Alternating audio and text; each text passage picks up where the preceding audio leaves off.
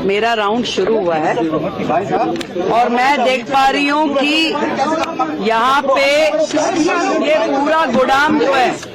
ये पूरा गोदाम जो है बुरी तरीके से भरा पड़ा है, जिसमें कि इनकी लिस्ट के हिसाब से 458 ऑक्सीजन कॉन्सेंट्रेटर्स यहाँ पड़े हुए हैं, वेंटिलेटर पड़े हैं 146, 36,000 पीपी किट यहाँ पर पड़ी हुई है और भी बहुत सारे मल्टी पैरा मॉनिटर्स पड़े हैं। इसके अलावा बाईपैप मशीन्स पड़ी हैं, बहुत सारी चीजें, मास्क पड़े हुए हैं, मैट्रेसेस हैं, बेडिंग्स हैं, ये सारी की सारी कोविड के समय से लेके अब तक पड़ी हुई है चीजें। और ये एक अस्पताल का मैटर नहीं है, ये हर अस्पताल के गोदाम ऐसे ही भरे पड़े हैं। जो कल मैंने हाउस में बोला था, करोड़ों रुपए का मटेरियल यहाँ पे मिट्टी हो रहा है।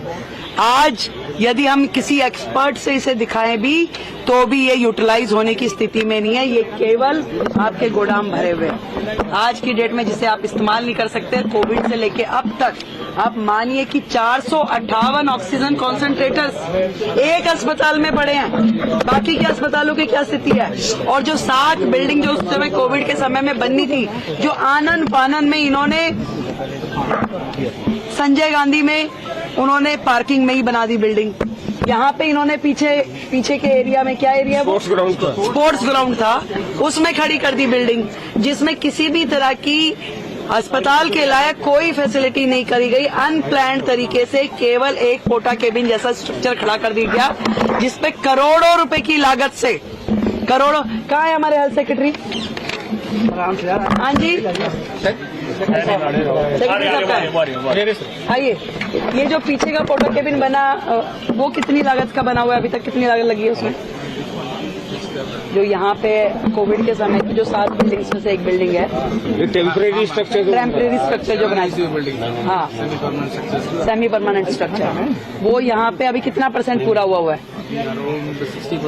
60% पूरा हुआ है। कितनी लागत से बना था ये? टोटल 7 का मिला के 1,100 करोड़ का एस्टिमेट था, जो कि उस समय का शुरू हुआ 60% पे आज भी है। कोविड में बन नहीं पाई, वो सारे के सारे जो थे सेमी परमानेंट स्ट्रक्चर जो थे, 7 में से एक भी बिल्डिंग पूरी नहीं हुई और वो 1200 करोड़ से ज्यादा की लागत की पूरी 7 बिल्डिंग थी।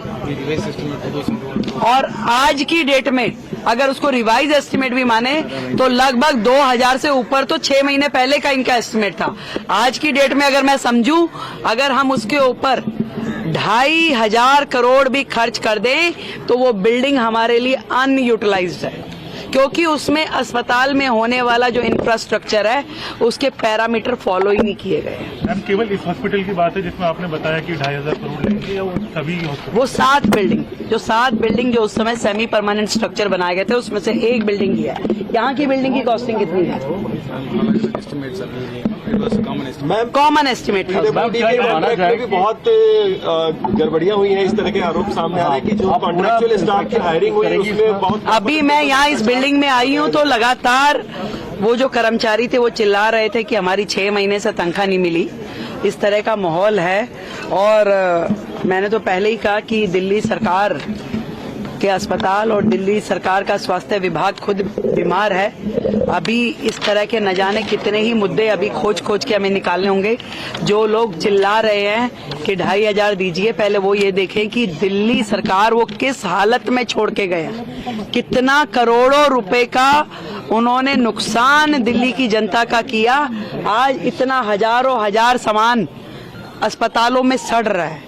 ये एक अस्पताल की बात नहीं है, ये सारे अस्पतालों में इससे बड़ी सूचियां पड़ी। आपने खुद पूरे के पूरे उसकी गोदाम की हालत देखी, आप बिल्डिंग की हालत देखिए, कर्मचारियों को तनख्वाह नहीं है, अंदर इंफ्रास्ट्रक्चर नहीं है, चीजें नहीं है।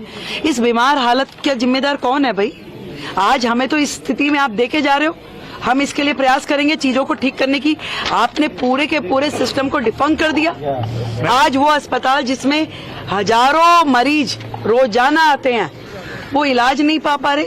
बेचारे डॉक्टर्स एम्बेरस है। मतलब यहाँ के एमडी साहब जो हैं, इनके पास 4 हॉस्पिटल का चार्ज है। क्या इतने बड़े 4 अस्पताल ये संभालने के लिए स्थिति में है?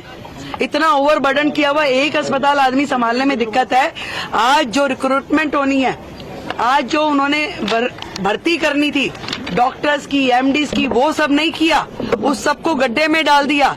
आज 4-4 बड़े अस्पतालों का एक एमडी काम कर रहा है। क्या उम्मीद कर सकते हैं हम उनसे कि वो क्या अस्पताल को देखेंगे, क्या व्यवस्थाएं दे रहे हैं? ये जो आम आदमी पार्टी की सरकार है, केवल और केवल चैनल्स पे नौटंकी करने के लिए है। काम करने की दृष्टि से उनका हेल्थ मॉडल, उनका एजुकेशन मॉडल जीरो है, जीरो।